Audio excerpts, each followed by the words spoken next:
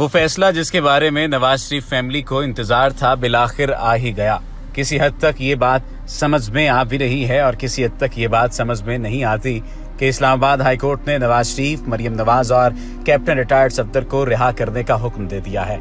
किस बिना पर यह हुक्म दिया गया, इस पर बात करने के लिए आज की ये तमाम तर वीडियो, जितने भी वीडियो है, ये आप सुनिएगा, जिससे आपको अंदाजा हो सकेगा कि कौन कौन सी ऐसी चीजें हैं जिस पर जस्टिस अतहर मिनल्ला और जस्टिस मियां गुल हसन औरंगजेब पर मुश्तमिल 2 रुकनी बेंच ने सजा मुअत्तली की दरखास्तों पर समाअत के बाद इस बात का ऐलान किया कि सजा को मुअत्तल कर दिया जाए। आज जब समाअत हुई तो दौरान समाअत प्रोसिक्यूटर नैब अकरम कुरैशी ने अपने दलाइल मुकम्मल किए तो नवाज शरीफ के वकील ख्वाजा हारिस ने मुख्तसर जवाबी दलाइल दिए, जिसके बाद अदालत ने फैसला महफूज किया। 3 बजते ही जस्टिस अतहर मिनल्ला ने फैसला सुनाते हुए नवाज शरीफ, मरियम नवाज और कैप्टन रिटायर्ड सफदर को एहतसाब अदालत की जानिब से सुनाई जाने वाली सजाएं मुअत्तल कर दी और उन्हें रिहा करने का भी हुक्म जारी किया। अदालत ने फैसले में करार दिया कि एहतसाब अदालत का फैसला और सजाएं मुअत्तल की जाती हैं, जिसकी वजूहात बाद में तफसीली फैसले में दी जाएंगी। अदालत की जानिब से नवाज शरीफ, मरियम नवाज और कैप्टन रिटायर्ड सफदर की अपीलों के फैसले तक सजाएं मुअत्तल की गईं, जबकि अदालत ने तीनों शख्सियात को 5-5 लाख रुपए के जमानती मचलके जमा कराने का भी हुक्म दिया। वाज़ेह रहे कि इस्लामाबाद की एहतसाब अदालत नंबर 1 के जज मोहम्मद बशीर ने रवां बरस 6 जुलाई को एवनफील्ड रेफरेंस में नवाज शरीफ को 10 साल कैद और जुर्माने, जबकि मरियम नवाज को 7 साल कैद और जुर्माने और कैप्टन रिटायर्ड मोहम्मद सफदर को 1 साल कैद की सजा सुनाई थी। नए प्रोसिक्यूटर ने दलाल देते हुए कहा कि केस में मखसूस हालात ये हैं कि उन्होंने गल्फ स्टील मिल्स 1978 में फरोख्त की। मुजरिमान के मुताबिक तारिक शफी और अब्दुल्ला कायद अहली के दरमियान फरोख्त का मुआहिदा हुआ और ये मौक़िफ़ सुप्रीम कोर्ट में दायर दरखास्तों में अपनाया गया था। नए प्रोसिक्यूटर ने कहा, मुजरिमान कहते हैं कि 1980 में मजीद 25% शेयर्स फरोख्त हुए और फरोख्त से हासिल 12 मिलियन दिरहम कतरी शहजादे के पास सरमायाकारी में इस्तेमाल हुए और इसी से एवनफील्ड प्रॉपर्टीज खरीदी गईं। नए प्रोसिक्यूटर ने कहा कि मुजरिमान के मुताबिक लंदन फ्लैट्स की खरीदारी के लिए रकम की बुनियाद यही 12 मिलियन दिरहम है और तहकीकात के दौरान मालूम हुआ कि फरोख्त का मुआहिदा जाली है और ऐसा कोई रिकॉर्ड दुबई के रिकॉर्ड में मौजूद ही नहीं। नए प्रोसिक्यूटर ने कहा कि दुबई की हुकूमत ने बताया 25% शेयर्स की फरोख्त का मुआहिदा उनके पास नहीं है। नए प्रोसिक्यूटर ने दलाइल के दौरान कहा कि मरियम नवाज की तरफ से सुप्रीम कोर्ट में मुतफर्रिक दरखास्तों के जरिए एक मौक़िफ़ लिया गया और उन्होंने सुप्रीम कोर्ट में CMSA नंबर 7531 के जरिए दस्तावेजात जमा कराएं, जिसमें कतरी खानदान से कारोबारी मामलात का जिक्र किया गया। अकरम कुरैशी ने कहा कि हमारे पास भी यही मौक़िफ़ अपनाया गया कि लंदन फ्लैट्स की रकम गल्फ स्टील मिल्स से आई है, जिस पर जस्टिस गुल हसन औरंगजेब ने सवाल किया, हमारे पास का क्या मतलब, मुजरिमान तो पेश ही नहीं हुए। नए प्रोसिक्यूटर ने इस पर कहा, JIT में मुजरिमों का ये मौक़िफ़ था, जिस पर जस्टिस गुल हसन ने कहा कि आप JIT नहीं हैं, JIT और नैब में बहुत फर्क है।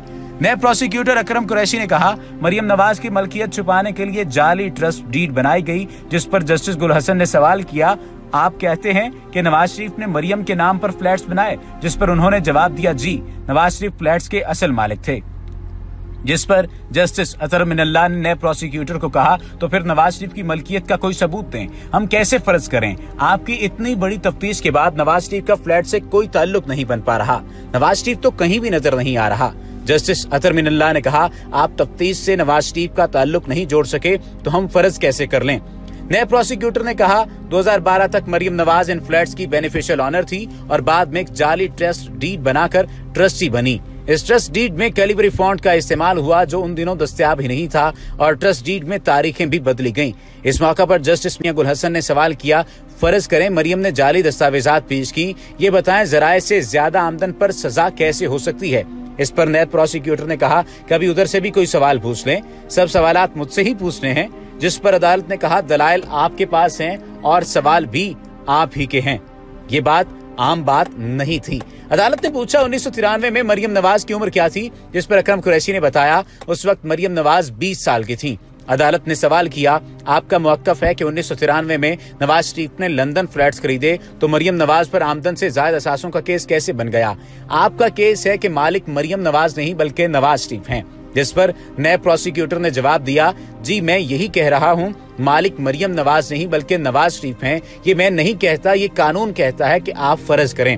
अदालत ने सवाल किया, आप ये कहते हैं इन बच्चों के दादा का वहाँ कोई कारोबार नहीं था? जिस पर अकरम कुरैशी ने कहा, ये इनका मौक़िफ़ है कि तारिक शफी इनके दादा का कारोबार संभाल रहे थे।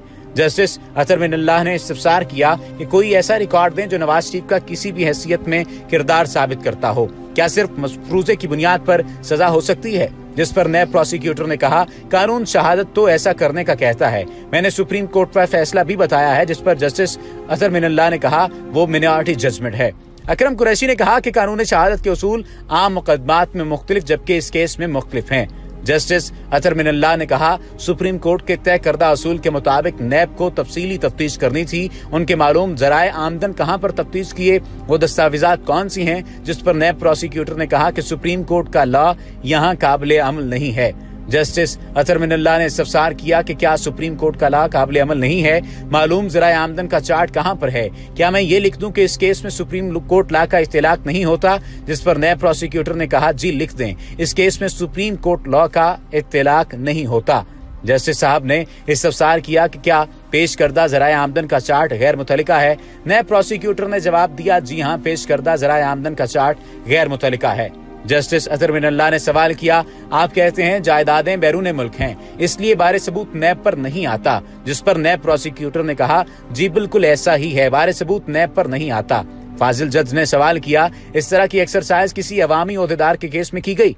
हम सदूर और वुज़रा आज़म से मुतल्लिक पूछ रहे हैं। जिस पर नैब प्रोसिक्यूटर ने कहा, हाकिम अली जरदारी और अहमद रियाज शेख के मुकदमात में ऐसा ही किया गया और दोनों के मुकदमात में बारे सबूत मुल्जिमान पर था।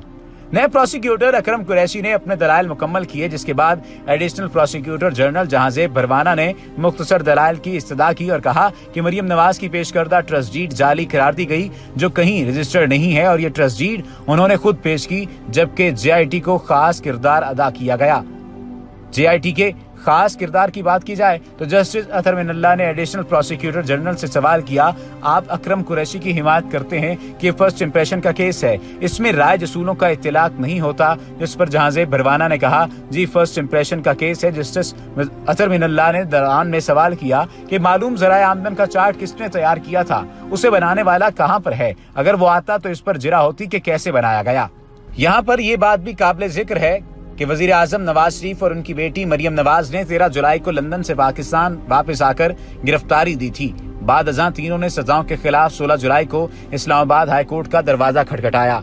इस्लामाबाद हाई कोर्ट के जस्टिस अतहर मिनल्लाह और जस्टिस मियां गुल हसन औरंगजेब ने 5 समाअतों में वकला सफाई और कौमी एहतसाब ब्यूरो का मौक़िफ़ सुना। सजा मुअत्तली पर नवाज शरीफ, मरियम और सफदर के वकीलों के दलाइल मुकम्मल हुए और इस दौरान गैर जरूरी इल्तवा पर अदालत ने नैब पर 10,000 जुर्माना भी आयद किया।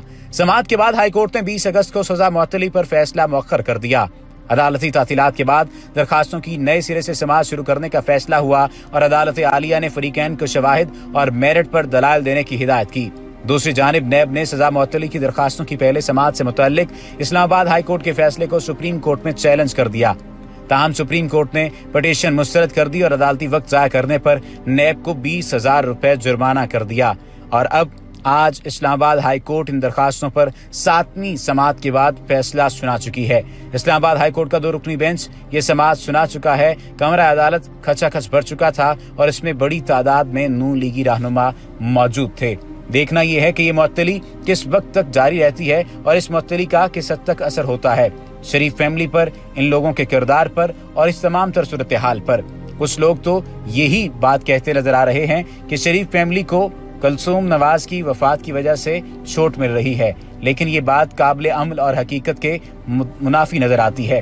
दूसरी जानिब ये भी कहा जा रहा था कि सारे मुकदमात में नवाज शरीफ, मरियम नवाज सफदर सुरखुरू होंगे और इंसाफ का बोलबाला होगा। मुअत्तली की जब सजा को मुअत्तल किया गया और इस बात का ऐलान किया गया तो मुख्तलिफ नून लीगी रहनुमाओं की जानिब से बयानात का सिलसिला शुरू हो गया, जिसमें यही बात कही गई कि मुस्लिम लीग नून के रहनुमाओं ने कहा कि नवाज शरीफ की रिहाई के हुक्म के अदालती फैसले पर हमारा ये कहना है कि नवाज शरीफ की सजा उन्हें इलेक्शन से बाहर करना और इमरान की जीत के लिए राह हमवार करना थी। अदालती फैसले के बाद इस्लामाबाद हाई कोर्ट के बाहर मीडिया से गुफ्तगू करते हुए एहसन इकबाल ने कहा कि नैब का वो फैसला जो इंतकाम पर मबनी था वो मुअत्तल हुआ है। ये ट्रायल उस लिहाज से बेहद अहम है। इस ट्रायल में अगर पाकिस्तान में अंधा शख्स था उसे भी नजर आ गया है कि इन मुकदमात में आइन है और ना ही कानून। इसमें सिर्फ इंतकाम और प्री पोल धांधली थी, जिसका मकसद नवाज शरीफ को इंतखाबी मैदान से बाहर निकाल कर इमरान खान की जाली कामयाबी के लिए राहें हमवार करना है। किसी हद तक ये बात साबित हो गई है कि नवाज शरीफ, मरियम नवाज कैप्टन रिटायर्ड सफदर को जाली किस्म की सजाएं दी गई थीं, लेकिन ये तमाम तर मौक़िफ़ नून लीग का मौक़िफ़ है। देखना यह है कि आइंदा आने वाले हालात में क्या ये सजाएं इसी तरह से मुअत्तल रहेंगी या इन सजाओं का सामना करना पड़ेगा।